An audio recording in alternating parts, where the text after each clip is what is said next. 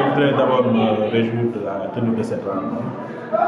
Cette rencontre s'inscrivait dans le cadre de la coordination des activités du CDPE de Médina Yoro Foulah. Et comme vous le savez, depuis notre arrivée ici, on a mis en place ce cadre pour chaque année faire le point des interventions des ONG dans le secteur de la protection de l'enfance.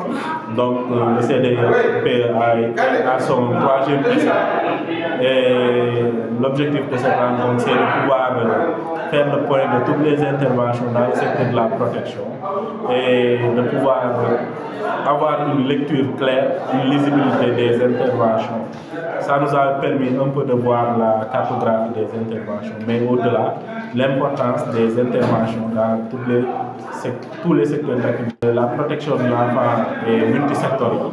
Donc il y a eu des interventions aussi bien pour la santé, l'éducation et même sur le plan économique avec les femmes. Je pense qu'il y a eu des interventions très importantes à ce niveau.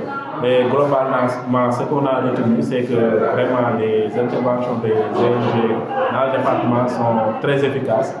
Mais au-delà, la répartition spatiale, à part quelques communes qui sont délaissées, est très bien appréciée et très efficace. Souvent, les interventions des ONG se répondent à des plans d'action ou bien même des outils de planification qui sont élaborés à l'échelle nationale et même souvent imposés par des bailleurs. Donc, souvent, dans leur mise en œuvre, ils sont contraints par ces planifications. Mais ce qu'on a dit, c'est qu'il faut quand même un peu de flexibilité pour prendre en charge. Sur le plan de l'éducation, il y a par exemple les tables bancs, les salles de classe, la résorption des abris provisoires. Souvent, ces ONG ne travaillent pas directement dans ça. Mais quand on parle de protection de l'enfant, il y a aussi l'environnement où vit l'enfant, c'est-à-dire les établissements scolaires, l'environnement scolaire, etc. Et à ce niveau, même si ce n'est pas de façon consistante, ils peuvent aider à l'amélioration des conditions. Médina Yoro Foulah, avant c'était un arrondissement, donc c'est un territoire très large. Et il n'y avait pas un maillage très fort, bien une pénétration de l'administration, ce qui avait créé beaucoup de problèmes liés à l'état civil. Il y a même des personnes qui se sentaient beaucoup plus en Gambie qu'au Sénégal. Mais je pense que la tendance commence à être renversée avec nos partenaires, notamment l'UNICEF et les autres, Child Fund, Côté, etc. Il y a beaucoup d'actions qui se mènent pour le secteur de l'état civil. Et je pense qu'actuellement, il y a des efforts considérables qu'on peut noter. Mais quand même, le combat continue et il y a toujours des difficultés à ce niveau. Et tout récemment, il y a eu une fille qui avait réussi au concours de Mariamaba, mais qui n'a pas pu rejoindre faute d'état civil.